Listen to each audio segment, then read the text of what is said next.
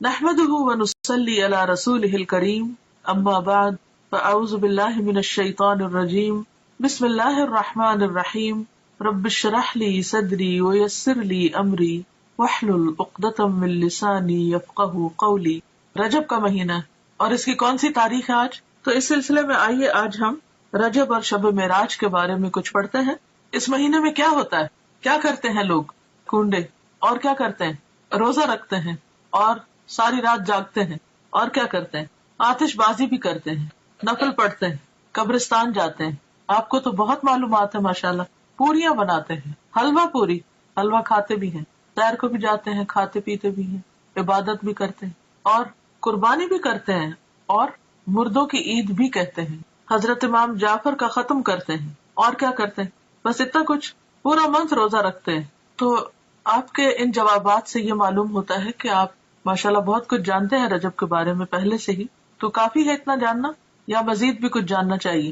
کیا معلوم اس سے علاوہ بھی کچھ کرنے کا کام ہو؟ تو بات یہ ہے کہ ضروری نہیں کہ جو کچھ لوگ کرتے ہوں وہ سب ٹھیک ہی ہو اور اس کے پیچھے کوئی دلیل ہی ہو اور وہ دین کا حصہ ہو۔ بہت سے لوگ بہت کچھ اس لیے کرتے ہیں کہ لوگ کر رہے ہیں، ان کے دائیں بائیں یہ سب کچھ ہو رہا ہے۔ وہ براہ راست کوئی علم حاصل نہیں کرتے، وہ کسی چیز کو جانتے نہیں، بس سنی سنائی پہ یقین کرتے ہیں، یا پھر کیا کہتے ہیں کہ ہمارے آباء و اجداد یہ سب کیا کرتے تھے اور کیا ہمارے والدین غلط ہو سکتے ہیں؟ تو بات یہ ہے کہ ضروری نہیں کہ جو کام والدین کرتے ہوں یا جو چیز ہمارے آس پاس ہو رہی ہو یا جسے لوگ بہت اہمیت دے رہے ہوں وہ واقعی بہت اہم ہو۔ ہمیں دیکھنا یہ ہوگا کہ کوئی بھی کام جو ہم کرتے ہیں اور خاص طور پر جسے عبادت سمجھ کر کرتے ہیں اور جسے خاص اہمیت دیتے ہیں، اس کی حقیقت کیا ہے۔ اس وقت میں رجب اور شب معراج کا پمفلٹ جو اسلام آباد الہدا نے چھاپا ہے اس کو فالو کروں گی، اور آپ لوگ بھی اپنے سامنے ٹیکسٹ کھول سکتے ہیں تاکہ ساتھ ساتھ آپ دیکھتے بھی جائیں جو میں بول رہی ہوں، اور ہو سکتا ہے کہ آپ کو بھی کسی کو پڑھ کر سنانا پڑے تو آپ کو پھر پروننسیشن ٹھیک ہونا چاہیے۔ جو الفاظ میں کوٹ کر رہی ہوں اس میں عربک کے خاص طور پر ان کو صحیح طور پر ادا کرنا آنا چاہیے۔ اور پھر سب سے بڑی بات یہ کہ جب دلیل انسان صرف کانوں سے سنتا نہیں آنکھوں سے دیکھتا بھی ہے تو یقین کا درجہ بڑھ جاتا ہے، عین الیقین ہو جاتا ہے۔ رجب اور شب معراج۔ رجب اسلامی کیلنڈر کے حرمت والے مہینوں میں سے ایک ہے جسے رجب المرجب بھی کہتے ہیں۔ رسول اللہ صلی اللہ علیہ وسلم نے فرمایا، سال 12 مہینوں کا ہے جن میں سے 4 حرمت والے ہیں، 3 پے در پے یعنی ایک کے بعد ایک، اور وہ کیا ہے؟ ذوالقعدہ، ذوالحجہ اور محرم، اور رجب جو جمادی الاخر اور شعبان کے درمیان ہے۔ یہ صحیح بخاری کی حدیث ہے، کتاب بدء الخلق۔ تو اس سے پتہ چلتا ہے کہ مہینوں کی تعداد اور مہینوں کی گنتی جو ہے یہ اللہ تعالیٰ نے مقرر فرمائی ہے، اور ان میں سے 4 کو حرمت والا بنایا ہے۔ حرمت والے کا مطلب کیا ہے؟ احترام والا، قابل احترام، کہ جب یہ مہینے شروع ہو تو کسی قسم کی لڑائی جھگڑا فساد نہ کیا جائے، قتل و غارت نہ کی جائے، ہر طرف امن امان ہو۔ عربی میں رجبہ کا معنی ہے تعظیم کرنا، اور مرجب معظم کے معنوں میں آتا ہے یعنی عظمت والا۔ اس کو رجب مضر بھی کہتے ہیں۔ مضر عربوں کے ایک قبیلے کا نام ہے جس نے دور جاہلیت میں خاص طور پر اس ماہ کی حرمت کا اہتمام کیا، یعنی وہ اس مہینے کو بہت اہمیت دیا کرتے تھے، اسی نسبت کی بنا پر اسے ان سے منسوب کر دیا گیا۔ اسلام سے قبل دور جاہلیت میں قتل و غارت عربوں کا مشغلہ تھا، لیکن جو ہی حرمت والے مہینے آتے تو ہتھیار اتار دیتے، یعنی لڑنا جھگڑنا بند کر دیتے۔ لہٰذا رجب کے بارے میں قبل از اسلام جاہلی عرب کہا کرتے تھے، رجب منسل الاسنہ، رجب وہ ہے جو تیز ہتھیاروں کو اتار دے، یعنی جس میں لڑائی جھگڑا بند ہو جائے، ختم ہو جائے، یعنی اس کی تعظیم اور احترام لازم ہے۔ بہقی کی روایت میں آتا ہے کہ جاہلی لوگ ان مہینوں کا احترام کرتے، خصوصاً رجب کا، اور اس میں جنگ نہ کرتے اور بتوں کے نام پر جانوروں کی قربانی کرتے۔ یعنی صرف یہ نہیں تھا کہ وہ جنگ نہیں کرتے تھے بلکہ اس کے ساتھ ساتھ وہ بتوں کے نام پر قربانی بھی کرتے، گویا انہوں نے اس مہینے کو عبادت کا مہینہ قرار دیا۔ تاہم گزرتے ہوئے وقت کے ساتھ اس ماہ میں عبادت کے مندرجہ ذیل طریقے رواج پا گئے، یعنی اور طریقے بھی آ گئے، صرف قربانی نہیں بلکہ کچھ اور چیزیں بھی شامل کر لی۔ بالکل ایسے ہی ہوتا ہے نا کہ جب ہم کھانا کھانے لگتے ہیں تو ایک مین میل ہوتا ہے اور اس کے ساتھ طرح طرح کی چٹپٹی چیزیں اور بھی لوازمات ہم شامل کر لیتے ہیں۔ تو اسی طرح جب ایک بدعت شروع ہوتی ہے تو پھر وہ ایک تک نہیں رکتی بلکہ اس کے ساتھ ساتھ اور بھی بہت سے کام شروع ہو جاتے ہیں، کیونکہ اللہ کی طرف سے جو دین آتا ہے بندے کے لیے اس پر تو بندہ مطمئن ہو جاتا ہے، وہ تھوڑا بھی کافی ہو جاتا ہے۔ لیکن جب انسان خود سے کوئی دین ایجاد کرنے لگتا ہے اور پھر ہر شخص دین کو اپنے ہاتھ میں لے لیتا ہے تو پھر اس کی کوئی حد نہیں ہوتی، آپ کہیں پر سٹاپ نہیں لگا سکتے۔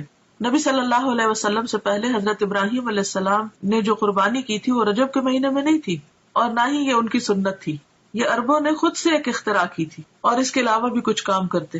اور پھر نہ صرف یہ کہ دور جاہلیت میں بلکہ دور اسلام کے بعد بھی جب دین کی تعلیمات آہستہ آہستہ لوگوں کے اندر سے کم ہونا شروع ہوئی اور بہت سی بدعات نے رواج پا لیا، تو پھر مسلمان ہوتے ہوئے بھی لوگ اس مہینے کو بہت معزز اور محترم قرار دیتے اور اس میں عبادت کے خود ساختہ طریقے انہوں نے رائج کر دیے جو کہ اصل سنت سے ثابت نہیں۔ وہ کیا تھے طریقے؟ پہلی چیز تو قربانی کا اہتمام۔ اس ماہ میں کچھ لوگ قربانی کرتے ہیں جو کہ دور جاہلیت کی رسم ہے۔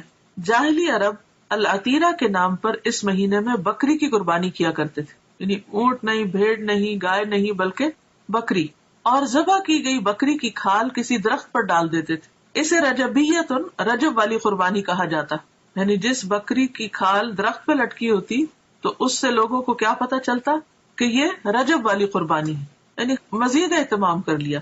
ایک تھے کہ قربانی کی، پھر یہ کہ قربانی بکری کی، پھر یہ کہ اس کی کھال درخت پر۔ اب ان باتوں کا دین سے کیا تعلق ہے؟ یہ تو انسانوں کو مشکل میں ڈالنے والی بات ہے۔ بخاری اور مسلم کی روایت میں ابو ہریرہ رضی اللہ عنہ رسول اللہ صلی اللہ علیہ وسلم سے روایت کرتے ہیں، لا فرع ولا عتیرہ، فرع اور عتیرہ کچھ نہیں۔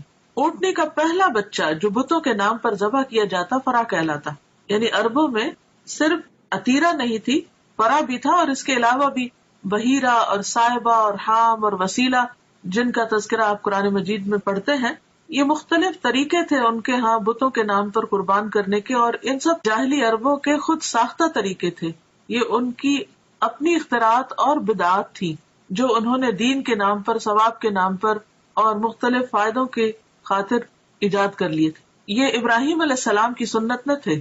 خصوصی نماز کا اہتمام۔ بعض لوگ اس ماہ میں خصوصی نماز صلاۃ الرغائب پڑھتے ہیں۔ رجب کے پہلے جمعہ کی رات کو 12 رکعات 6 سلام سے پڑھی جاتی، جس میں سورت اخلاص کے بعد ہر رکعت میں 3 مرتبہ سورت القدر پڑھی جاتی ہے۔ یہ بدعت 4 صدی میں شروع ہوئی جس کی کوئی اصلیت نہیں۔ امام ابن تیمیہ لکھتے ہیں کہ تمام علماء نے اجماع کے ساتھ اس نماز کو موضوع یعنی من گھڑت قرار دیا ہے، یعنی اس کی کوئی اصل نہیں ہے دین میں، دین تو مکمل ہو چکا ہے۔ نبی صلی اللہ علیہ وسلم ہر روز تہجد کی نماز پڑھا کرتے تھے، اور اس میں کبھی بھی یہ نہیں ملتا کہ آپ نے کوئی مخصوص سورت ہی پڑھی ہو اور پھر اس میں یہ کہ ہر رکعت میں وہ سورت 3 بار پڑھی ہو، جیسے یہاں پر انہوں نے سورت اخلاص اور اس کے بعد ہر رکعت میں 3 مرتبہ سورت القدر پڑھنے کا لکھا ہے، اور کئی لوگ بڑی پابندی کے ساتھ اس کو پڑھتے بھی ہیں، اور پھر اس کے ساتھ بہت سی من گھڑت قسم کی فضیلتیں اور فائدے بھی منسوب کر دیے گئے ہیں۔ تو اسلام میں اس کی کوئی حقیقت نہیں، نہ قرآن میں اس نماز کا ذکر ہے، نہ نبی صلی اللہ علیہ وسلم نے اس نماز کی تاکید کی ہے یا تلقین، اور نہ ہی اس کا وجود ہے کسی بھی حدیث یا فقہ کی کتاب میں۔ یہ سراسر لوگوں نے خود گھڑ لی۔ عبادت کا صرف وہی طریقہ پسندیدہ ہے، عبادت وہی قابل قبول ہے جو اللہ اور اس کے رسول کی اتھارٹی کے ساتھ ہو، ان کے حکم کے مطابق ہو۔ خود سے عبادت کے طریقے ایجاد کرنا اللہ کی اتھارٹی میں یا اللہ کے حکم میں دخل دینا ہے، اور یہ انتہائی غلط چیز ہے کہ جس کام کے لیے ہم انٹائٹلڈ ہی نہیں، جو ہمارا کام ہی نہیں، اس میں انٹرفیئرنس کیسی؟ عبادت کے طریقے بتانا صرف معبود کا کام ہے، عابد کا کام نہیں۔ عابد بندہ غلام تو صرف پیروی کرے گا، اطاعت اور فرما برداری کرے گا، وہ خود سے وہ قانون نہیں بنائے گا، تو اس چیز کی کسی کو بھی اجازت نہیں۔ تو ہم سب کو اس کے بارے میں بے حد محتاط رہنا چاہیے، اور دین کے نام پر، عبادت کے نام پر، ثواب کی خاطر کیا جانے والا کوئی بھی کام جب بھی ہم شروع کریں تو ضرور یہ سوچیں کہ کیا اس کی کوئی دلیل قرآن میں ہے، کیا یہ سنت رسول صلی اللہ علیہ وسلم سے ثابت ہے، کیا یہ اجر جو بتایا جا رہا ہے واقعی حقیقی معنوں میں اس کا کچھ وجود ہے یا صرف ایک جھوٹ گھڑ لیا گیا ہے۔ اس طرح کی چیزیں دین میں شامل کرنا اور پھر ان کی پابندی کرنا، اور ایک خاص رات میں یا خاص دن میں یا خاص طریقے پر، یہ سب چیزیں دین میں دخل اندازی ہے اور یہ ناپسندیدہ ہے۔ آپ سوچئے کہ اگر آپ مثلاً کہیں پر کوئی قانون بنا رہے ہیں یا پالیسیز بنا رہے ہیں یا کسی بھی قسم کا کوئی ڈسپلن قائم کر رہے ہیں، اور ایک وہ شخص جس کا اس سے کوئی تعلق نہیں معاملے سے، وہ بیچ میں آ کر اپنی ایک کلاس ڈال دے، اپنی طرف سے کوئی چیز لوگوں کو اس کی پابندی کروانا شروع کر دے، تو یہ جرم ہوگا ایک۔ یہ دوسرے کی ٹیریٹری میں مداخلت ہوگی کہ آپ کو جس کام پہ اپوائنٹ نہیں کیا گیا، یا پھر یہ کہ مثلاً اگر کسی کو کسی خاص قانون کی پابندی کروانے کے لیے کہا گیا اور وہ اس قانون کے ساتھ کچھ اور قانون اپنی طرف سے بھی شامل کر دے جس کی اس کو اجازت نہ ہو، اس کے پاس کوئی اتھارٹی نہ ہو، کوئی سند نہ ہو، تو یہ طریقہ انتہائی معیوب ہے. تو دین کے معاملے میں بھی ہمیں نہایت سمجھداری سے کام لینا چاہیے اور دین کو بس اتنا ہی رکھنا چاہیے کہ جتنا وہ ہے یا جتنا ہمیں دے دیا گیا ہے. اگر ہم کچھ چیزیں اپنی طرف سے شامل کریں گے تو ایسا کرنا دین کو بوجھل بنانا ہوگا، مشکل بنانا ہوگا اور لوگوں کے لیے زندگی کو دوبر کرنے کے مترادف ہوگا، اور یہ انتہائی ناپسندیدہ بات ہے، کیونکہ ہمارے لیے اتنا ہی دین کافی ہے جتنا ہمیں اللہ اور اس کے رسول صلی اللہ علیہ وسلم نے دے دیا. اس کی پابندی بھی ہم پہ بڑی بھاری ہوتی ہے، کہاں یہ کہ ہم ایکسٹرا چیزیں شروع کر دیں. پھر عمرہ کا اہتمام. لوگ اس ماہ میں خصوصی طور پر عمرہ کا اہتمام بھی کرتے ہیں، جبکہ قرآن اور حدیث سے اس بات کا کوئی ثبوت نہیں ملتا کہ آپ صلی اللہ علیہ وسلم نے اس ماہ میں عمرہ ادا کیا ہو، بلکہ حضرت عائشہ رضی اللہ تعالی عنہا نے ایک موقع پر اس کی تردید بھی کی ہے. عروہ بن زبیر سے روایت ہے کہ میں نے عائشہ رضی اللہ تعالی عنہا سے اس کے بارے میں پوچھا تو فرمایا ما اعتمر رسول اللہ صلی اللہ علیہ وسلم فی رجب قط. صحیح بخاری. رسول اللہ صلی اللہ علیہ وسلم نے رجب میں کبھی بھی عمرہ ادا نہ فرمایا.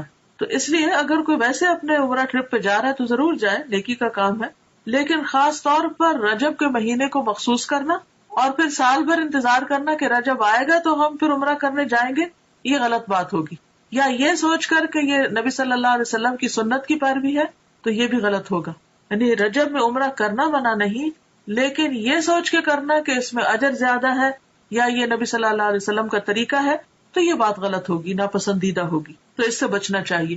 پھر وہ عمرہ نہیں رہے گا، بدعت کا ایک کام ہو جائے گا جس پر انسان کی پوچھ ہو سکتی ہے، کیونکہ حدیث میں صاف طور پر آتا ہے نا کہ کل محدثۃ بدعہ، ہر نئی ایجاد کی ہوئی چیز بدعت ہوتی، وکل بدعۃ ضلالہ، اور ہر بدعت گمراہی ہے، وکل ضلالۃ فی النار، اور ہر گمراہی آگ کی طرف لے جاتی. یعنی جس چیز کو اللہ نے ہمارے لیے مقرر نہیں کیا اور جس پر کوئی ثواب نہیں بتایا، اس پر کسی انسان کو یہ حق نہیں کہ وہ لوگوں کو ثواب بتا کر اس پر پابند کرے. پھر روزوں کا اہتمام. بعض لوگ اس ماہ میں خصوصی روزوں کا اہتمام کرتے ہیں. صحیح روایات سے پتہ چلتا ہے کہ آپ نے کبھی مسلسل 3 ماہ رجب، شعبان اور رمضان روزے نہ رکھے اور نہ اس کی تاکید کی. شعبان اور رمضان کا تو ملتا لیکن رجب کو آپ نے ساتھ نہیں ملایا. بعض لوگ 27 رجب کا روزہ رکھتے ہیں اور اس روزے کو عام دنوں کے روزوں سے افضل سمجھتے ہیں، یعنی خاص طور پر 27 تاریخ کے روزے کا اہتمام، یہ بھی درست نہیں. متعدد احادیث سے نبی کریم صلی اللہ علیہ وسلم کا مخصوص دنوں یا تاریخوں میں نفلی روزوں کا اہتمام کرنا ثابت ہے. یعنی ایسا نہیں کہ کوئی دن اور مقرر نہیں، اور دن ہے مقرر، لیکن وہ آپ صلی اللہ علیہ وسلم نے خود کیے ہیں. آپ کے بعد کسی اور کو اجازت نہیں کہ وہ لوگوں کے لیے دن مخصوص کر دے کہ اس دن لازمی روزہ رکھنا ہوگا اور اس کا ثواب زیادہ ہوگا. متعدد احادیث سے نبی کریم صلی اللہ علیہ وسلم کا مخصوص دنوں یا تاریخوں میں نفلی روزوں کا اہتمام کرنا ثابت ہے، جیسا کہ ایام 20 میں ہر قمری مہینے کی 13، 14، 15 تاریخ. 20 ان کو اس لیے کہتے ہیں کہ یہ چاند کی وہ راتیں ہوتی ہیں جس میں ہر طرف چاندنی پھیلی ہوئی ہوتی ہے اور ہر چیز سفید نظر آتی ہے ایک طرح سے، تو 20 جو ہے ابیض سے. یا ہر سوموار اور جمعرات کو، یہ بھی مسنون ہے کیونکہ آپ نے اس کا اہتمام کیا. ذوالحجہ کے ابتدائی عشرے میں پہلے 10 دن یعنی 9، 10 محرم کو ابتدائی عشرے میں، یعنی اس کا مطلب نہیں کہ 10 تاریخ تک، 10ویں تاریخ کو تو عید ہوتی ہے، یعنی 9 تاریخ تک مراد ہے. 9، 10 محرم کو یا پھر کثرت سے ماہ شعبان میں. ان تمام کے بارے میں صحیح اور مستند احادیث ملتی ہیں، لیکن 27 رجب کے روزے کے بارے میں کوئی روایت نہیں ہے. لہٰذا اگر کوئی خصوصی طور پر اس دن کا روزہ رکھتا ہو تو اس کا روزہ تو ہو سکتا ہے، مگر یہ عمل مسنون نہیں ہوگا بلکہ بدعت شمار ہوگا. قرآن کریم میں ارشاد ربانی ہے، یا ایھا الذین آمنوا لا تقدموا بین یدی اللہ ورسولہ، الحجرات آیت 1. اے لوگوں جو ایمان لائے ہو، اللہ اور اس کے رسول سے آگے نہ بڑھو.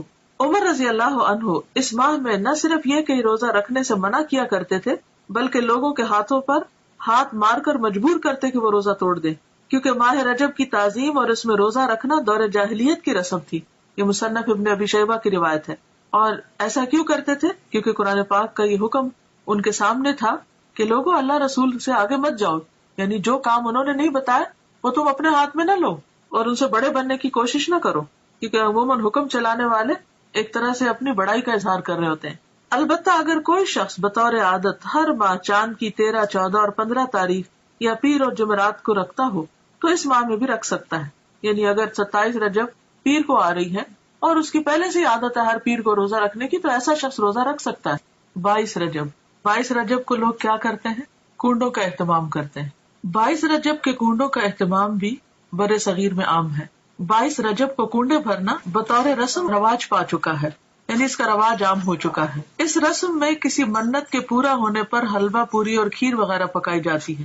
تاریخ کے مطالعہ سے یہ بات سامنے آتی ہے کہ اس رسم کی ابتدا 1906 یعنی 1906 میں امیر مینائی کے خاندان سے ہوئی جو ہندوستان کے شہر سے تعلق رکھتا تھا. اس رسم کا مقصد امام جعفر کی روح کو ایصال ثواب تھا. حالانکہ اس بات کا تعین نہیں ہو سکا کہ مذکورہ امام کی پیدائش یا وفات ماہ رجب میں ہوئی تھی. کوئی بھی نہیں جانتا کہ واقعی امام جعفر اس مہینے میں پیدا ہوئے یا ان کی وفات ہوئی، لیکن اس رسم کو جو کہ تقریباً 100 سال پہلے شروع ہوئی امام جعفر سے منسوخ کر دیا گیا. تو اس سے یہ بھی پتہ چلتا ہے کہ اس کا آغاز نبی صلی اللہ علیہ وسلم نے نہیں کیا. یہ چیز اصل دین میں نہیں. اسلام میں کسی بھی برگزیدہ شخصیت کی پیدائش کے دن خوشی منانے یا خصوصی صدقہ و خیرات کی کوئی گنجائش نہیں ہے. یعنی کسی بھی انسان کے حوالے سے کوئی دن منانا اسلامی روایت نہیں ہے. مثلا برتھ ڈے منانا یا برسی منانا یا انہی خاص دنوں پر کوئی صدقہ خیرات کرنا، یہ سب چیزیں بعد کی پیداوار ہیں. صحابہ کرام ان چیزوں سے بہت آگے تھے، ان کی زندگیوں میں ایسی مصروفیات نہیں تھی. اسی وجہ سے انہوں نے بڑے بڑے کام کیے، دین کی بڑی خدمت کی. آج ہم میں سے اکثر لوگ وقت کی کمی کا شکایت کرتے ہیں کہ وقت نہیں ہے، تو اس کی بھی اصل وجہ کیا ہے؟ اس کی بنیادی وجہ ہمارا غیر ضروری غیر متعلق چیزوں میں اپنا وقت لگانا ہے یا اپنا مال لگانا ہے. جہاں صدقہ کی ضرورت ہوتی ہے وہاں ہم صدقہ نہیں کرتے، بھوکے کو کھانا نہیں کھلاتے، یتیم کی پرورش سے جی چراتے ہیں. اسی طرح دین کے کام تبلیغ کے کاموں میں خرچ کرنا تو ہمارے ذہن میں ہی نہیں ہوتا، یا اس کو تو ہم صدقہ خیرات میں شامل ہی نہیں کرتے، یا صدقہ جاریہ کے کام یا پروجیکٹس جو ہیں وہ نظر انداز کیے رکھتے ہیں. یعنی اوور آل جو امت کی حالت، اسی وجہ سے ہماری حالت دیکھنے کے قابل ہے.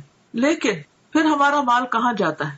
یا تو وہ شادی کی بڑی بڑی تقریبات میں صرف ہو جاتا ہے، یا پھر وہ وفات کے موقع سے متعلق بہت سے جو رسم و رواج ہم لوگوں نے عام کر رکھے ہیں ان میں خرچ ہو جاتا ہے، یا پھر اسی قسم کی نظر اور منت ہے جس کا اسلام میں کوئی بھی تصور نہیں، کوئی اس کی اوریجن نہیں، ان میں خرچ ہو جاتے ہیں. ایک قول ہے کہ البدعۃ تمیت السنہ، بدعت جو ہے وہ سنت کو ختم کر دیتی، سنت کی موت ہے. یعنی کوئی بھی سنت رواج نہیں پا سکتی اگر کہیں پر بدعت چھائی ہوئی ہو. تو یہ عام سمجھ میں آنے والی کامن سینس کی بات ہے کہ اگر آپ اپنے وقت کو یا اپنی جگہ کو یا اپنے کسی بھی کام کو غیر ضروری چیزوں سے اسٹف کر دیں گے، بھر دیں گے اور غیر متعلقہ چیزیں اس میں کرنے لگیں گے، تو جو اصل چیز ہے یا اہم کام ہے وہ نہیں ہو سکے گا.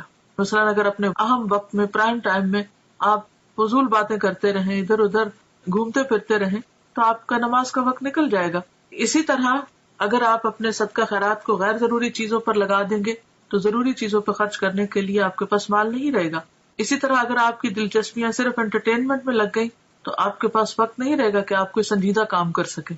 تو بات یہ ہے کہ اسلام میں کسی بھی برگزیدہ شخصیت کی پیدائش کے دن خوشی منانے یا خصوصی صدقہ و خیرات کی کوئی گنجائش نہیں ہے.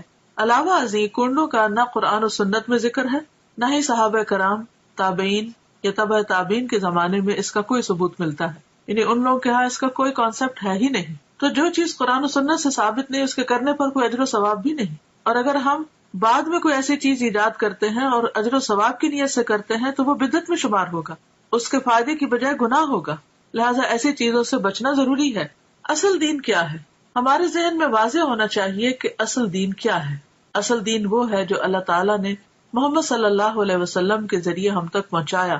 یعنی دین اللہ کی اطاعت و فرمانبرداری، اس کے احکامات کے آگے سر تسلیم خم کرنے اور محمد صلی اللہ علیہ وسلم کی سنت پر عمل کرنے کا نام ہے. ارشاد ربانی ہے، الیوم اکملت لکم دینکم واتممت علیکم نعمتی ورضیت لکم الاسلام دینا. المائدہ 3. آج میں نے تمہارے لیے تمہارا دین مکمل کر دیا اور تم پر اپنی نعمت تمام کر دی اور تمہارے لیے دین اسلام کو پسند کر لیا. لہذا کوئی بھی ایسا کام جو آپ صلی اللہ علیہ وسلم نے نہ کیا اور نہ ہی اس کا حکم دیا، اسے دین کا حصہ سمجھتے ہوئے ادا کرنا اور پھر اس پر اجر و ثواب کی توقع رکھنا بدعت ہے. نبی کریم صلی اللہ علیہ وسلم کا ارشاد ہے، کل محدثۃ بدعہ وکل بدعۃ ضلالہ وکل ضلالۃ فی النار. بے شک ہر نئی بات بدعت ہے اور ہر بدعت گمراہی ہے اور ہر گمراہی آگ میں لے جانے والی ہے. بدعتی کے بارے میں رسول اللہ صلی اللہ علیہ وسلم کا ارشاد مبارک ہے کہ اللہ تعالیٰ بدعتی کی توبہ قبول نہیں کرتا جب تک کہ وہ بدعت ترک نہیں کرتا. یہ صحیح حدیث ہے ترغیب و ترہیب کی. یعنی ایسے شخص کی توبہ بھی قبول نہیں ہوتی جو ان چیزوں کو چھوڑتا نہیں جو دین کے نام پر اس نے خود ایجاد کر لی یا نبی صلی اللہ علیہ وسلم کے بعد اگر کسی نے ایجاد کی اور وہ ان کی پیروی اور پابندی کر رہا ہے. آپ صلی اللہ علیہ وسلم نے فرمایا میں اپنے حوض پر تم سے پہلے موجود ہوں گا اور تم میں سے کچھ لوگ میرے سامنے لائے جائیں گے پھر انہیں میرے سامنے سے ہٹا دیا جائے گا تو میں کہوں گا کہ اے میرے رب یہ میرے ساتھی ہیں. لیکن مجھ سے کہا جائے گا کہ آپ نہیں جانتے انہوں نے آپ کے بعد کیا کیا نئی چیزیں ایجاد کر لی تھی. یہ صحیح بخاری کی روایت ہے. تو اس سے آپ اندازہ لگائیں کہ اگر کوئی شخص دین میں نئے طریقے ایجاد کرتا ہے اور ان کی پابندی کرتا ہے اور ان کو فرض کے درجے پر لے آتا ہے تو قیامت کے دن ایسے شخص کو نبی صلی اللہ علیہ وسلم کے حوض سے پانی نصیب نہ ہوگا اور آپ اس شخص سے خفا ہوں گے کیونکہ اس نے دین کو اپنے ہاتھ میں لے لیا. لہٰذا ایسے تمام طریقوں اور کاموں سے بچنے کی ضرورت ہے جو دین کے نام پر آپ کے بعد ایجاد کر لیے گئے ہوں کیونکہ آپ صلی اللہ علیہ وسلم نے فرمایا من احدث فی امرنا ھذا ما لیس منہ فہو رد. صحیح بخاری.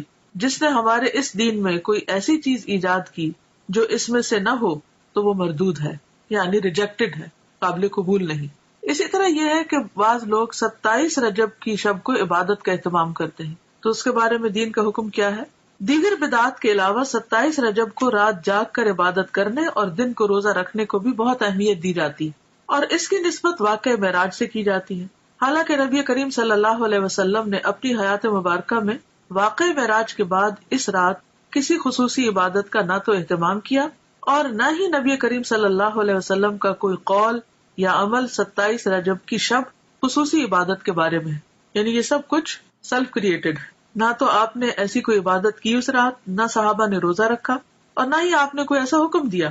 آپ کے جانثار صحابہ کرام یا ازواج مطہرات میں سے بھی کسی نے اس کا اہتمام نہیں کیا. لہٰذا ایسے تمام طریقوں اور کاموں سے بچنے کی ضرورت ہے جو دین کے نام پر نبی کریم صلی اللہ علیہ وسلم کے بعد ایجاد کر لیے گئے ہوں. یعنی اپنی طرف سے کسی چیز کی پابندی نہ اپنے اوپر اس طرح فرض کے درجے میں کرنی چاہیے اور نہ ہی کسی اور کو اس کا پابند کرنا چاہیے. واقع معراج کے ظہور کی حقیقت اپنی جگہ مسلم ہے. یہ واقعہ تو پیش آیا ہے مگر یہ بھی ایک حقیقت ہے کہ اس کے رونما ہونے کی تاریخ کے بارے میں کم و بیش 36 مختلف اقوال ملتے ہیں. 36 ڈفرنٹ ورژنز ہیں. بعض کے مطابق یہ واقعہ ربیع الاول میں ہوا، بعض نے رمضان، بعض نے ہجرت سے چند سال بعد اور بعض نے چند ماہ قبل کہا. اس کی حتمی تاریخ کسی صحیح حدیث سے یقینی طور پر ثابت نہیں کہ واقعی یہ 27 رجب کو ہی ہوا ہوگا. تاہم یہ بات تسلیم شدہ ہے کہ نبی کریم صلی اللہ علیہ وسلم کو مکی زندگی کے آخری حصے میں یہ خاص مشاہدہ کرایا گیا جس میں ہمارے لیے سیکھنے اور عمل کرنے کے بہت سے پہلو ہیں. قرآن پاک میں اللہ تعالیٰ نے فرمایا ہے سبحان الذی اسری بعبدہ لیلا من المسجد الحرام الی المسجد الاقصی الذی بارکنا حولہ لنریہ من آیاتنا انہ هو السمیع البصیر. سورۃ بنی اسرائیل آیت نمبر 1. پاک ہے وہ ذات جو اپنے بندے کو ایک رات میں مسجد الحرام سے مسجد اقصی تک لے گیا جس کے آس پاس ہم نے برکت رکھی ہے. یعنی اس علاقے میں اللہ نے برکتیں نازل کی ہیں تاکہ ہم اسے اپنی بعض نشانیاں دکھائیں. یقیناً وہ خوب سننے والا اور خوب دیکھنے والا ہے. اس آیت میں جس واقعے کی طرف اشارہ ہے وہ اسراء کے نام سے مشہور ہے. اسراء کے لفظی معنی ہے رات کو سفر کرنا، رات کو چلنا. یہ وہی سفر ہے جس میں نبی کریم صلی اللہ علیہ وسلم کو جسم اور روح سمیت مسجد الحرام یعنی مکہ سے مسجد اقصی فلسطین تک معجزاتی طور پر لے جایا گیا یعنی براق پر. فرشتوں کی ہمنشینی کا یہ سفر اس زمانے کے حالات، اسباب سفر اور فاصلے کی طوالت کی وجہ سے انسانی عقل اور سمجھ سے بالاتر ہے. یعنی انسان نہیں سمجھ سکتا کہ ایک رات میں آپ اتنی تیزی سے وہ سفر کیسے کیے اور کس طرح آپ واپس بھی آ گئے. لیکن جیسا کہ اس آیت میں واضح کیا گیا ہے کہ پاک ہے وہ ذات یعنی اللہ جو اپنے بندے کو لے گیا. یعنی اللہ تعالیٰ کے لیے کچھ بھی مشکل نہیں. جن چیزوں کو ہم ناممکن سمجھتے ہیں وہ اللہ کے ہاں ناممکن نہیں. تو جس ذات میں کمال قدرت ہو وہ سب کچھ کر سکتا ہے. اس حیرت انگیز اور ایمان افروز سفر کی تفاصیل بخاری اور مسلم سمیت احادیث کی دیگر کتب میں موجود ہیں. تو اب ہم اس کے بارے میں پڑھیں گے کہ یہ واقعہ کیسے رونما ہوا. بعض روایات کے مطابق 27 رجب کی شب کو نبی صلی اللہ علیہ وسلم معراج پر تشریف لے گئے. اگرچہ اس کے بارے میں اختلاف ہے لیکن پھر بھی عام طور پر غالب گمان یہی ہے کہ آپ اسی شب کو تشریف لے گئے تھے. تو آئیے تھوڑا سا اس بارے میں دیکھ لیتے ہیں کہ آپ نے اللہ سبحانہ وتعالیٰ کی کون کون سی نشانیاں دیکھی، کیا کیا چیزیں مشاہدہ فرمائی، اور ان میں ہمارے لیے کیا سبق ہے. آغاز سفر اور شق صدر. شق کہتے ہیں پھاڑنے کو، اور صدر کہتے ہیں سینے کو، اور شق صدر کا معنی ہے سینے کو کھولنا. اس کی تفصیل آگے ملے گی، ابھی اتنا ہی کافی. انس بن مالک رضی اللہ عنہ سے مروی ہے کہ معراج کی رات جب بیت اللہ سے نبی کریم صلی اللہ علیہ وسلم کو لے جایا گیا تو وحی آنے سے قبل آپ کے پاس 3 فرشتے آئے. اس وقت آپ مسجد الحرام میں سو رہے تھے. ان میں سے ایک نے پوچھا وہ کون ہے، یعنی آپ کی طرف اشارہ کر کے. دوسرے نے جواب دیا وہ ان میں سب سے بہتر ہیں. تیسرے نے کہا ان میں جو سب سے بہتر ہے انہیں لے لو. اس رات اتنا ہی واقعہ پیش آیا اور نبی صلی اللہ علیہ وسلم نے اس کے بعد انہیں نہیں دیکھا یہاں تک کہ وہ دوسری رات آئے جبکہ آپ کا دل دیکھ رہا تھا اور آپ کی آنکھیں سو رہی تھیں لیکن دل نہیں سو رہا تھا. تمام انبیاء کی نیند ایسی ہی ہوتی ہے. انہوں نے آپ سے کوئی بات نہ کی یہاں تک کہ آپ کو اٹھا کر چاہے زمزم کے پاس لٹایا. چاہ کہتے کنویں کو، یعنی زمزم کے کنویں کے پاس. یہاں جبریل علیہ السلام نے اپنا کام سنبھالا اور سینہ مبارک گردن تک خود اپنے ہاتھ سے چاک کیا یعنی کاٹا، اور سینہ اور پیٹ کی تمام چیزیں نکال کر انہیں اپنے ہاتھ سے زمزم کے پانی سے دھویا. جب خوب دھو چکے تو آپ کے پاس سونے کا ایک تشت لایا گیا. تشت پلیٹ کو کہتے ہیں، جیسے ٹرے وغیرہ. اس میں سونے کا ایک بڑا پیالہ تھا جو حکمت اور ایمان سے پر تھا، یعنی بھرا ہوا تھا. اس سے آپ کے سینے اور گلے کی رگوں کو پر کر دیا، یعنی بھر دیا. وہ حکمت اور ایمان انڈیل دیا سینے اور گلے کی رگوں کو. سینہ مبارک پھر سے سی دیا گیا. صحیح بخاری کتاب التوحید. اور بہت سے لوگ اس بات پر حیران ہوں گے اور پریشان بھی ہوں گے کہ یہ کیسے ممکن ہے کہ کسی کا سینہ چاک کر دیا جائے. تو بات یہ ہے کہ اگر آج اللہ تعالیٰ نے انسان کو یہ عقل دی ہے اور انسان سرجری کے ذریعے سینہ کھول کے پھر اسے بند کرنے کے قابل ہو گیا ہے، اور یہاں تک کہ بعض لوگوں کا ہارٹ ٹرانسپلانٹ کیا بھی گیا ہے اور کافی حد تک اس میں کامیابی بھی ہوئی ہے، تو کیا اللہ کے بھیجے ہوئے فرشتوں اور خاص طور پر جبریل علیہ السلام جو القوی الامین ہے، اللہ تعالیٰ ان کو یہ ٹیکنیک نہیں سکھا سکتا، ان کو یہ طریقہ نہیں بتا سکتا کہ سینہ کھولا کیسے جائے اور سینہ بند کیسے کیا جائے؟ تو یہ بھی اللہ کی نشانیوں میں سے ایک نشانی ہے. اور ایسا علم ہمارے ایمان بالغیب کا ایک ٹیسٹ ہے بیسیکلی، کہ کیا ہم اس پر ایمان رکھتے ہیں. بعض اوقات قرآن مجید میں ایسی کوئی بات آتی ہے جیسے موسیٰ علیہ السلام کے معجزات کا ذکر ہے یا دیگر انبیاء کے، تو ہم یہ سوچ کر اس کو مان لیتے ہیں کہ یہ اللہ کا کلام ہے اور قرآن مجید میں کوئی شک نہیں اور یہ درست ہوگا. لیکن جب حدیث میں ہم ایسی کوئی بات پڑھتے ہیں تو بعض اوقات ہم شک میں پڑ جاتے ہیں. تو ہدایت کے لیے بے حد ضروری ہے کہ والذین یؤمنون بما انزل الیک وما انزل من قبلک، وہ لوگ جو ایمان لاتے ہیں اس چیز پر جو آپ کی طرف نازل کی گئی. یعنی صرف قرآن مجید ہی نہیں نازل کیا گیا، حکمت بھی نازل کی گئی. اور جیسا کہ اس حدیث سے تو واضح طور پہ پتہ چل رہا ہے کہ آپ کے سینے کو حکمت سے بھر دیا گیا. تو یہ کہاں سے آئی تھی حکمت، کہاں سے آیا تھا ایمان، کون لایا تھا؟ وہی لایا تھا جو دوسری وہی لاتے تھے، یعنی جبریل علیہ السلام. کہاں سے لائے تھے؟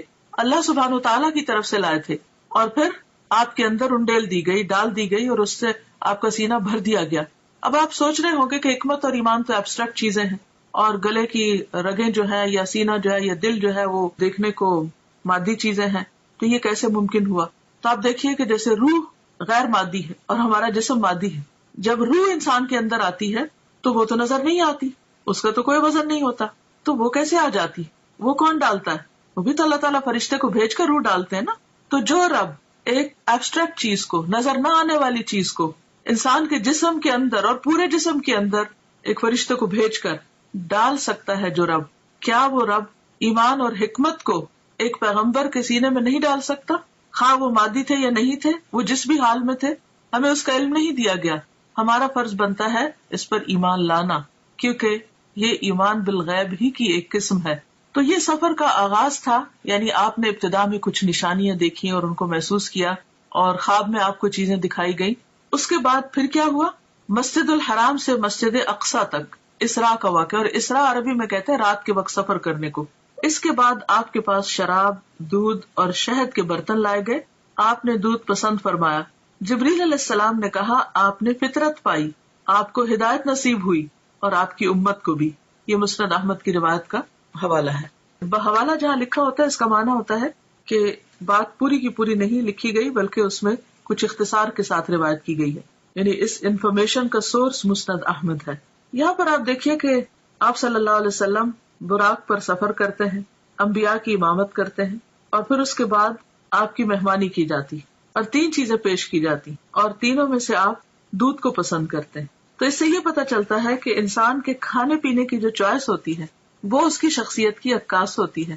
اب دنیا میں بھی اگر کوئی شراب کو پسند کرتا ہے تو اس کا مطلب یہ ہے کہ اس کی ایک خاص قسم کی پرسنالٹی، دودھ کو پسند کرنے والے شہد کو پسند کرنا ہے، تو ہر انسان اپنے اپنے مزاج کے مطابق چیزوں کا انتخاب کرتا ہے، اور پھر بعض لوگوں کا انتخاب صرف ان کی اپنی ذات تک نہیں، ان کے خاندان اور پھر خاندان سے آگے بھی لوگوں کو متاثر کرتا ہے۔ تو خاص طور پر جو لوگ دین کا کام کرنے والے ہیں ان کے لیے بے حد ضروری ہے کہ وہ انبیاء کی سنت کو فالو کریں اپنے کھانے پینے کی چوائس میں بھی۔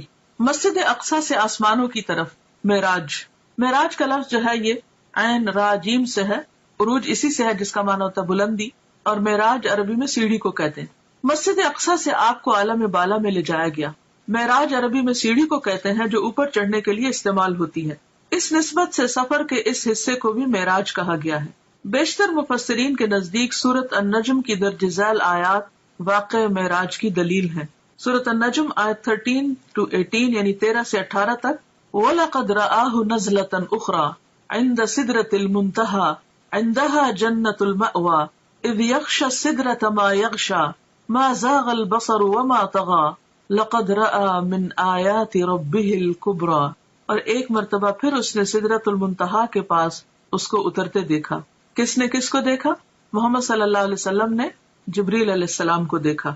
اس کا مطلب یہ کہ آپ سدرۃ المنتہا تک تشریف لے گئے، جہاں پاس ہی جنت المأوا ہے۔ سدرہ کہتے ہیں بیری کے درخت کو۔ اس وقت سدرہ پر چھا رہا تھا جو کچھ چھا رہا تھا، یعنی نور وغیرہ۔ اس کی وضاحت یہاں نہیں کی گئی لیکن مراد یہی ہے۔ نہ نگاہ چندھیائی نہ حد سے متجاوز ہوئی، یعنی نہ نگاہ چندھیائی۔ چندھیائی کا مطلب یہ ہے کہ جب ہم مثلا سورج کی طرف دیکھتے ہیں تو ہماری آنکھیں کیسے ہو جاتی ہیں، ایک دم ہم سکویز کرنے لگتے ہیں آنکھوں کو، تو یہ چندھیانا ہوتا ہے، یعنی پوری طرح آنکھ کھول کے نہ دیکھنا۔ تو نہ نگاہ چندھیائی نہ حد سے متجاوز ہوئی، یعنی جہاں تک دیکھنے کا حکم تھا وہی تک ٹھہری رہی، اس سے آگے نہیں گئی۔ اور اس نے یعنی محمد صلی اللہ علیہ وسلم نے اپنے رب کی بڑی بڑی نشانیاں دیکھی۔ تو یہ آیات اس بات پر دلیل ہے کہ آپ صلی اللہ علیہ وسلم اس رات صرف مسجد اقصی تک نہیں بلکہ آسمانوں پر تشریف لے گئے، اور صرف آسمانوں تک نہیں سدرۃ المنتہا تک گئے، اور وہاں تک تشریف لے گئے جہاں نہ کوئی انسان گیا، نہ کوئی جن اور نہ کوئی فرشتہ۔ مندرجہ بالا آیات میں نبی کریم صلی اللہ علیہ وسلم کے آسمانوں کی طرف جانے اور سدرۃ المنتہا اور اس کے آس پاس کی چیزوں کو دیکھنے کا ثبوت ملتا ہے۔ سفر آسمان، مسجد اقصی میں تمام انبیاء کی امامت کے بعد سواری کے لیے براق پیش کیا گیا۔ آپ دوبارہ اس پر سوار ہو کر پہلے آسمان تک گئے۔ جبریل علیہ السلام نے آسمان کا دروازہ کھلوایا، فرشتوں کی طرف سے پوچھا گیا کون ہے؟ جبریل علیہ السلام نے فرمایا میں جبریل ہوں۔ پوچھا گیا ساتھ کون ہے؟ بتایا گیا محمد صلی اللہ علیہ وسلم ہے۔ پوچھا گیا ان کو پیغام الہی دے کر بھیجا گیا ہے؟ جبریل علیہ السلام نے کہا ہاں۔ تب اندر والے فرشتے نے سن کر کہا مرحبا، آپ بہت اچھے آئے۔ آپ فرماتے ہیں میں وہاں پہنچا تو آدم موجود تھے علیہ السلام۔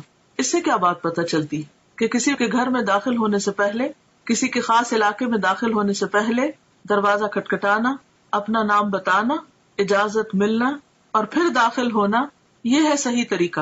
اور اس وقت آپ دیکھیے کہ آسمان کے جو فرشتے ہیں وہ صرف یہ سن کر نہیں دروازہ کھول دیتے کہ جبریل موجود ہے، حالانکہ جبریل علیہ السلام کی قدردانی آسمانوں میں بھی اور زمین پر بھی۔ اس کے باوجود جب وہ کہتے ہیں میں جبریل ہوں تو وہ یہ نہیں کہتے دھڑ سے دروازہ کھول دینے، پوچھتے ہیں کہ ساتھ کون ہے، اور ساتھ کون ہے؟ سب انسانوں میں سے عظیم چنے ہوئے انسان، بتایا گیا محمد صلی اللہ علیہ وسلم۔ اب اتنا کہنے پر بھی دروازہ نہیں کھلتا۔ پوچھتے ہیں کہ کیا ان کو پیغام الہی دے کر بھیجا گیا؟ کیا اللہ تعالیٰ نے بلایا ہے؟ جبریل نے کہا ہاں۔ تب فرشتے نے سن کر کہا مرحبا۔ اس سے یہ پتہ چلتا ہے کہ فرشتے کس قدر امانت دار ہیں، کس قدر ڈیوٹیفل ہیں، ان کو جو کہا گیا ہے وہی کرتے ہیں۔ یفعلون ما یؤمرون۔ اچھا ہمارا حال کیا ہوتا ہے کہ ہم فوراً ایکسائٹمنٹ میں اپنی حدود سے آگے بڑھ جاتے ہیں۔ اچھا فلاں، بس فلاں کے لیے تو کوئی قید ہی نہیں، کوئی حد ہی نہیں اور کوئی ریسٹرکشن ہی نہیں۔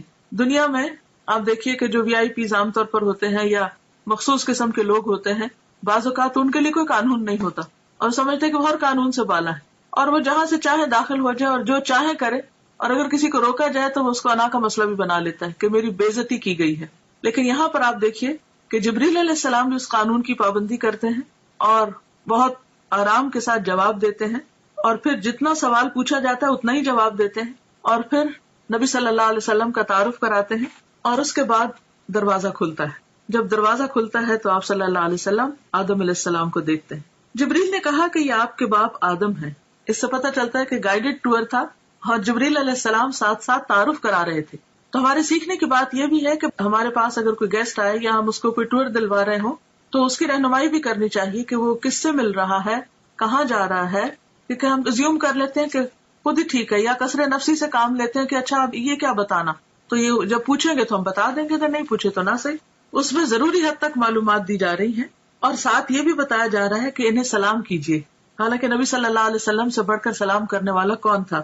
تو نبی صلی اللہ علیہ وسلم فرماتے کہ میں نے انہیں سلام کیا تو آپ نے جواب دیا، یعنی آدم علیہ السلام نے، مرحبا فرزند صالح، نبی صالح، اور آپ کی نبوت کا اقرار کیا. یہ صحیح بخاری کی روایت ہے کتاب التوحید. حالانکہ عمر میں حضور صلی اللہ علیہ وسلم بعد میں آئے، یعنی آپ کے بچوں میں سے، تو بعض اوقات ہم بچوں سے ایکسپیکٹ کرتے ہیں کہ وہ ہمارا ادب کرے اور وہ ہمیں زیادہ اپریشیٹ کرے، لیکن آدم علیہ السلام خود آگے بڑھ کر مرحبا کہتے ہیں اور بہت محبت بھرے کلمات کہتے ہیں، فرزند صالح، نبی صالح، اور پھر آپ کی نبوت کو بھی مانتے ہیں. اس سے ایک بہت اچھی بات پتہ چلتی ہے کہ اگر بچے کبھی والدین سے زیادہ ترقی کر جائیں، مرتبے اور مقام میں، اسٹیٹس میں آگے بڑھ جائیں، تو اس صورت میں اس اسٹیٹس کو اکنالج کرنا، اولاد کو اپریشیٹ کرنا، ان کو ان کا مقام دینا، یہ بھی پیغمبرانہ اخلاق میں سے ہے. اور اس میں آپ دیکھیں کہ وہ انہیں صالح کہہ کے پکارتے ہیں، یعنی نیک. یہ کوئی خوشامد نہیں تھی یا کوئی جھوٹی تعریف نہیں تھی. اگر کسی کے اندر کوئی خوبی ہے تو اس خوبی کا ذکر کر دینا اخلاص کے ساتھ، اچھے آسن انداز میں، دوسرے کو اچھے لقب سے پکارنا، یہ بھی ایک بہترین اخلاق ہے. بعض اوقات جب کوئی چھوٹا ہوتا ہے نا عمر میں ہم سے، تو خواہ مرتبے میں بڑا بھی ہو تو ہم صرف نام لے لے کے پکارتے ہیں، یہ ظاہر کرنے کے لیے کہ ہم عمر میں بڑے ہیں یا ہم کسی بھی اعتبار سے بڑے ہیں، اور یہ تو چھوٹا ہے، اگر اس کے اندر کوئی خوبی ہے بھی تو بھی اس کو اکنالج نہیں کرتے. مثلاً بعض اوقات ایسا ہوتا ہے کہ آپ کا کوئی شاگرد بہت ترقی کر جاتا ہے، علم حاصل کر کے بڑے مرتبے پہ پہنچ جاتا ہے، تو اب آپ اس کو یہ نہ سوچے کہ چونکہ یہ میرا شاگرد ہے اس لیے زندگی بھر یہ میرے سے کم ہی رہے گا. نہیں، وہ آپ سے زیادہ بھی آگے جا سکتا ہے. تو ایسی صورت میں اس کے علم کو، اس کے تقویٰ کو، یا کسی بھی چیز کو اکنالج کرنا جو ہے یہ بھی ضروری ہوتا ہے. ایک اور روایت ہے کہ آپ نے آسمان دنیا میں ایک بزرگ شخص کو بیٹھے دیکھا جس کے دائیں اور بائیں صرف کچھ صورتیں نظر آئیں. دائیں طرف دیکھتے تو وہ بزرگ ہنستے اور بائیں طرف دیکھتے تو روتے. میں نے جبریل سے پوچھا یہ کون ہے؟ تو جواب دیا گیا آدم ہے. یہ دوسری روایت میں آتا ہے. یہ دائیں جانب والی اور بائیں جانب والی صورتیں ان کی اولاد ہیں. دائیں طرف یعنی رائٹ ہینڈ والے جنتی ہیں اور بائیں طرف والے دوزخی ہیں، اس لیے ایک طرف دیکھ کر ہنستے ہیں اور دوسری طرف دیکھ کر روتے ہیں. یہ صحیح بخاری کی روایت ہے. اور پچھلی روایت اور اس میں کوئی کنٹراڈکشن نہیں ہے. پچھلی روایت جو ہے وہ مختصر ہے، جس میں آدم علیہ السلام کو دیکھتے ہیں تو آپ جبریل سلام کرنے کو کہتے ہیں. تو اس میں یہ ہے کہ شاید نبی صلی اللہ علیہ وسلم دور سے دیکھتے ہیں اور آدم علیہ السلام کے عمل کو دیکھ کر تھوڑے حیران ہوتے ہیں، تو جبریل علیہ السلام انہیں بتا دیتے ہیں اور جب وہاں پہنچتے ہیں تو پھر سلام کرنے کے لیے کہتے ہیں. نبی کریم صلی اللہ علیہ وسلم فرماتے ہیں جبریل مجھے لے کر آگے بڑھے اور دوسرے آسمان تک پہنچے. پھر اسی طرح سوال و جواب ہوئے. وہاں مجھے عیسیٰ اور یحییٰ علیہ السلام ملے جو باہم خالہ زاد بھائی بھی ہیں. جبریل علیہ السلام نے کہا یہ یحییٰ اور عیسیٰ علیہ السلام ہیں، انہیں سلام کیجیے. میں نے سلام کیا، دونوں نے جواب دیا. پھر کہا مرحبا برادر صالح اور نبی صالح، اور آپ کی نبوت کا اقرار کیا. پھر اسی طرح ان سے کچھ باتیں ہوئیں. صحیح بخاری کی روایت ہے. اس سے پتہ چلتا ہے کہ جس آسمان پہ بھی آپ جا رہے تھے وہاں سلام دعا ہو رہی تھی. اور یہی ہم مسلمانوں کا بھی شعار اور طریقہ ہونا چاہیے کہ جس سے بھی ملے تو پہلی چیز سلام دعا. اس کے بعد مجھے لے کر تیسرے آسمان کی طرف چڑھے اور دروازہ کھلوایا. پوچھا گیا کون؟ جبریل نے کہا میں ہوں. پوچھا گیا تمہارے ساتھ کون ہے؟ انہوں نے کہا محمد صلی اللہ علیہ وسلم. پوچھا گیا ان کے پاس پیغام الہی دے کر بھیجا گیا ہے؟ جبریل علیہ السلام نے کہا ہاں. فرشتوں نے یہ سن کر کہا مرحبا، آپ بہت اچھے آئے. دروازہ کھولا گیا. وہاں پہنچے تو دیکھا کہ وہاں یوسف علیہ السلام موجود ہے. جبریل علیہ السلام نے کہا یہ یوسف علیہ السلام ہے، سلام کہیے. میں نے سلام کیا، انہوں نے جواب دیا. انہوں نے کہا مرحبا برادر صالح اور نبی صالح، اور آپ کی نبوت کا اقرار کیا. ایک اور روایت میں ہے کہ آپ صلی اللہ علیہ وسلم نے فرمایا میں نے یوسف علیہ السلام کو دیکھا، اللہ نے حسن کا آدھا حصہ ان کو دیا تھا. صحیح مسلم کتاب الایمان. اس کے بعد جبریل علیہ السلام مجھے لے کر آگے بڑھے. چوتھے آسمان پر اسی طرح سوال و جواب ہوئے. ادریس علیہ السلام وہاں موجود تھے. سلام دعا ہوئی. انہوں نے بھی اسی طرح برادر صالح اور نبی صالح کہہ کر مرحبا کہا اور آپ کی نبوت کا اقرار کیا. برادر بھائی کو کہتے ہیں فارسی میں. اس کے بعد جبریل علیہ السلام پانچویں آسمان تک آگے بڑھے. وہاں بھی اسی طرح سلام دعا ہوئی. ہارون علیہ السلام وہاں موجود تھے. انہوں نے بھی نبی صالح برادر صالح کہہ کر مرحبا کہا اور آپ کی نبوت کا اقرار کیا. اس کے بعد آگے چھٹے آسمان تک چڑھے. دروازہ کھلوایا گیا اور اسی طرح سوال و جواب اور مرحبا کہا اور آپ کی نبوت کا اقرار کیا. یہاں پر موسیٰ علیہ السلام تھے. آپ انہیں چھوڑ کر آگے بڑھے تو وہ رونے لگے. پوچھا آپ کے رونے کی کیا وجہ ہے؟ انہوں نے کہا میں اس لیے روتا ہوں کہ یہ نوجوان پیغمبر نبی صلی اللہ علیہ وسلم میرے بعد مبعوث ہوئے. ان کی امت کے لوگ میری امت کے لوگوں سے زیادہ تعداد میں جنت میں جائیں گے. یعنی انہیں اپنی امت کا فکر تھا اور وہ ان کے غم میں ایک طرح سے رو رہے تھے. یعنی کہ انہیں نبی صلی اللہ علیہ وسلم کو زیادہ خیر ملنے پر حسد کا شکار ہو کر رونا دھونا شروع کر دیا. اور اس سے یہ بھی پتہ چلتا ہے کہ جب انسان کسی کے اندر کوئی خوبی اور بھلائی دیکھتا ہے تو اس وقت وہ تمنا کرتا ہے کہ اس کے پاس بھی خوبی اور بھلائی ہو. لیکن یہاں آپ دیکھیں کہ موسیٰ علیہ السلام اپنی ذات نہیں اپنی امت کی فکر کر رہے ہیں. اور یہ امت کی خیرخواہی اور لوگوں کی خیرخواہی جو ہے یہ انبیاء کی سرشت میں ہوتی ہے. اس کے بعد ساتویں آسمان پر پہنچے اور دروازہ کھلوایا. پوچھا گیا کون؟ میں نے کہا جبریل ہوں. پوچھا گیا تمہارے ساتھ کون ہے؟ انہوں نے کہا محمد صلی اللہ علیہ وسلم ہے. پوچھا گیا ان کے پاس پیغام الہی دے کر بھیجا گیا؟ اس سے پتہ چلتا ہے کہ ہر آسمان کے فرشتے نے ایسا ہی کیا. جبریل علیہ السلام نے کہا ہاں. فرشتوں نے یہ سن کر کہا مرحبا آپ بہت اچھے آئے. جب میں وہاں پہنچا تو ابراہیم علیہ السلام کو موجود پایا. جبریل علیہ السلام نے کہا یہ آپ کے جد امجد ابراہیم علیہ السلام ہے, انہیں سلام کہیے. میں نے انہیں سلام کیا. انہوں نے جواب دیا اور فرمایا مرحبا فرزند صالح نبی صالح, اور بیٹا کہہ کر پکارا. آپ کی نبوت کا اقرار کیا. وہاں ابراہیم علیہ السلام بیت المعمور کے ساتھ ٹیک لگا کر بیٹھے ہوئے تھے. یعنی گویا دنیا میں جو ان کا خاص بہترین عمل تھا اس کی جزا کے طور پر اللہ تعالیٰ نے ان کو وہاں بھی گھر عطا کیا. سیدنا ابن عباس سے مروی ہے کہ آپ ایک ایسے مقام پر پہنچے جہاں پر جبریل علیہ السلام نے آپ کا ساتھ چھوڑ دیا. تو اس پر آپ نے فرمایا ایسے مقام پر کوئی دوست اپنے دوست کو نہیں چھوڑتا, آپ میرا ساتھ کیوں چھوڑ رہے ہیں؟ جبریل علیہ السلام نے فرمایا اگر میں اس مقام سے آگے بڑھوں تو نور سے جل جاؤں گا. سنن بہقی کی روایت ہے. اس کے بعد آپ کو سدرۃ المنتہا تک لے جایا گیا. اس کے بیر حجر کے مٹکوں کے برابر اور اس کے پتے ہاتھی کے کان کی طرح تھے. یعنی پتے بہت بڑے بڑے تھے اور بیر بھی بہت بڑے بڑے. اس پر سونے کے پتنگے چھا گئے اور اللہ کے حکم سے جو کچھ چھانا تھا چھا گیا. یہ حجر کے مٹکے جو ہے یہ علاقے کا نام ہے اور وہاں کے برتن شاید مشہور ہیں یا خاص سائز کے ہیں تو اس لیے ان سے تشبیہ دی گئی. اور اللہ کے حکم سے جو کچھ چھانا تھا چھا گیا. اس سے وہ سدرا بیری کا درخت تبدیل ہو کر اتنا خوبصورت ہو گیا کہ اللہ کی کوئی مخلوق اس کا حسن بیان کرنے کی تاب نہیں رکھتی. آج بھی آپ دیکھیں کہ بعض لوگ درختوں کے آس پاس یا نیچے لائٹس لگا کر رکھتے ہیں. دن کے وقت تو درختوں کا اپنا ایک حسن ہوتا ہے, سورج کی روشنی میں بہت خوبصورت چمکتے ہوئے نظر آتے ہیں. لیکن رات کے وقت بعض اوقات درختوں کے اوپر لائٹیں لگائی ہوئی ہوتی ہیں یا بعض اوقات ان کے تنے کے بالکل نیچے زمین پر اس اینگل سے لائٹس لگائی جاتی ہیں کہ درختوں کا حسن دوبالا ہو. تو رات کے وقت بھی اگر آپ ان درختوں کو دیکھیں روشنی میں تو ان کا حسن اور طرح کا ہوتا ہے. تو یہاں پر یہ ہے کہ وہ جو بیری کا درخت تھا اس پر بھی خاص قسم کا نور اور روشنی اسے بے حد خوبصورت بنا رہی تھی. اس وقت اللہ تعالیٰ نے اپنے بندے کو وحی فرمائی اور آپ پر اور آپ کی امت پر 50 وقت کی نمازیں فرض کی. واپس آتے ہوئے موسیٰ علیہ السلام سے آپ کی ملاقات ہوئی تو دریافت کیا کہ آپ کو کیا حکم ملا.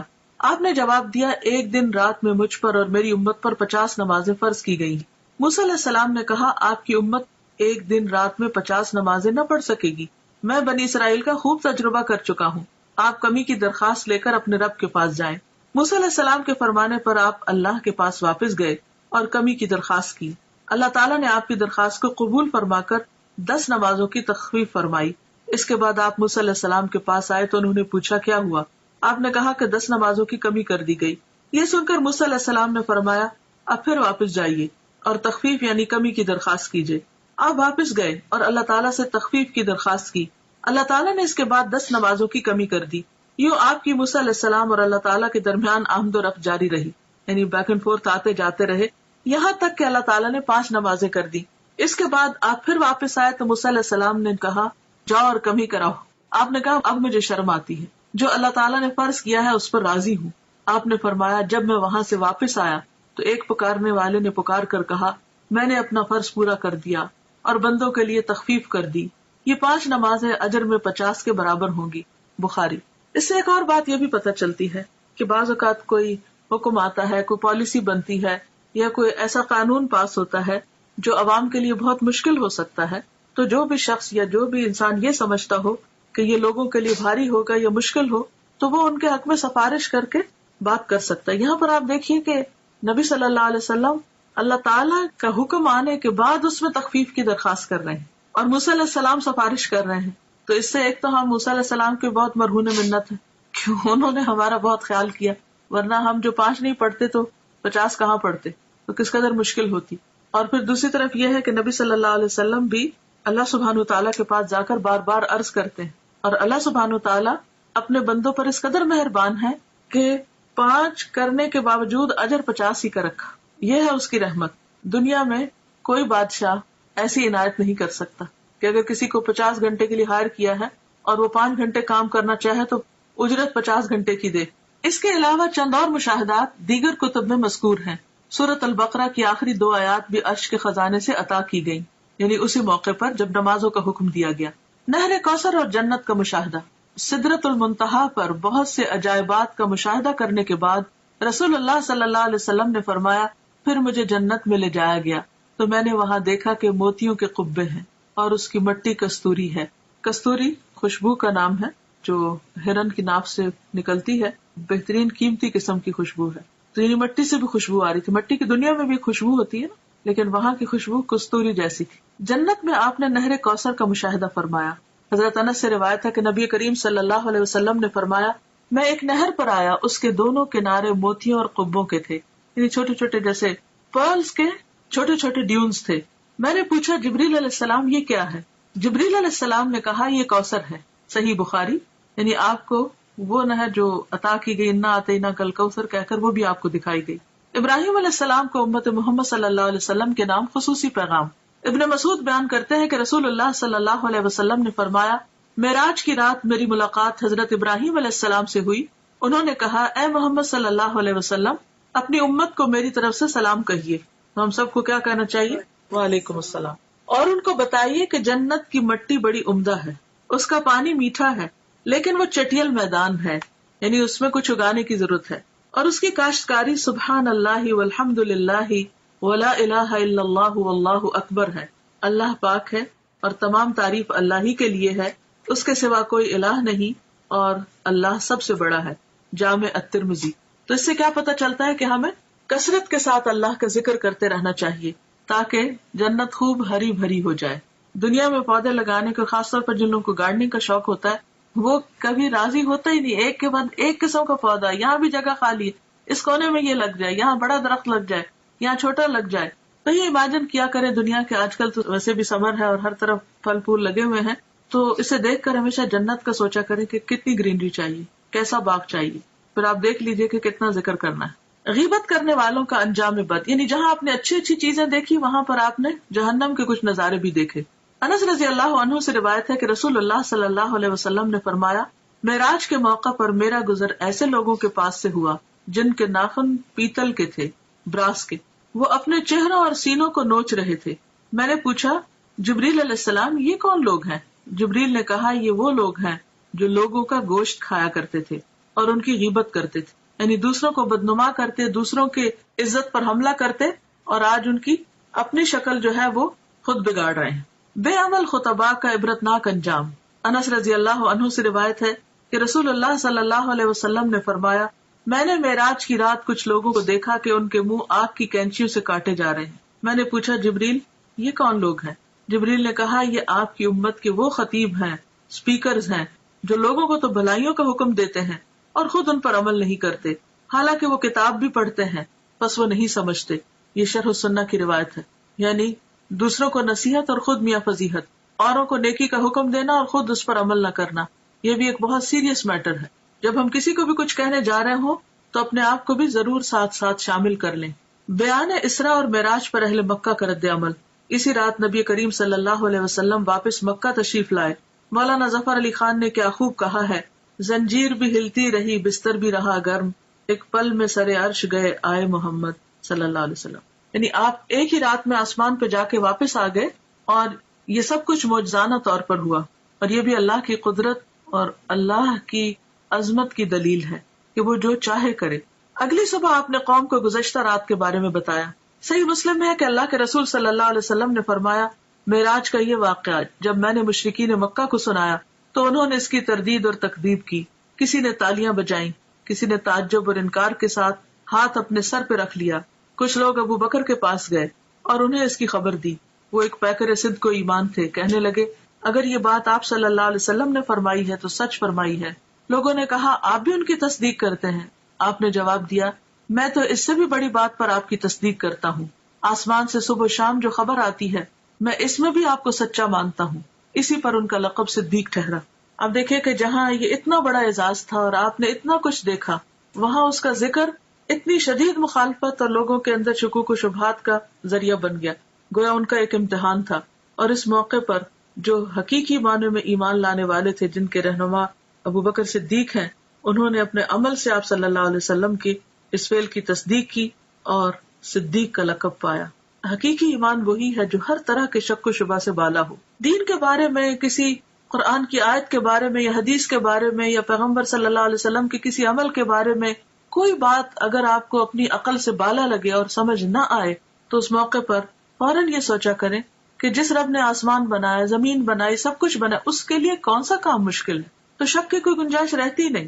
شکوک و شبہات جو ہے یہ منافقت کو جنم دیتے ہیں، اور جب شک آنے لگے تو یہ آیت بھی پڑھا کرے افی اللہ شک فاطر السماوات والارض، افی اللہ شک، کیا اللہ کے بارے میں شک جس نے آسمان و زمین کو پھاڑا، یعنی یہ اکٹھے تھے پھر ان کو الگ الگ کیا، یعنی جس نے اتنا بڑا کام کیا، کیا اس کی ذات میں یا اس کے احکامات میں یا اس کے کسی بھی کارنامے میں یا قدرت میں شک کیا جا سکتا ہے؟ ہرگز بھی نہیں۔ اظہار ثانی اور بے یقینی کے جذبات سے مغلوب کفار نے آپ کا امتحان لینے کی ٹھانی۔ بات تو یہ ہے کہ ہر نعمت کے ساتھ ایک آزمائش ہوتی۔ پوچھا کہ بیت المقدس کیسا ہے اور اس کی علامتیں کیا ہیں؟ صحیح مسلم میں آپ کو ارشاد نقل ہے کہ اللہ تعالیٰ نے بیت المقدس میرے سامنے ظاہر فرما دیا، اور جو باتیں اور نشانیاں مشرکین دریافت کرتے میں دیکھ دیکھ کر بتاتا جاتا، آپ کو کچھ بھی نہیں بھولا۔ یوں آپ کی تردید اور تکذیب کا جو جذبہ لیا ہے اس کی یکسر نفی ہو گئی، لیکن نہ ماننے والے پھر بھی نہ مانے۔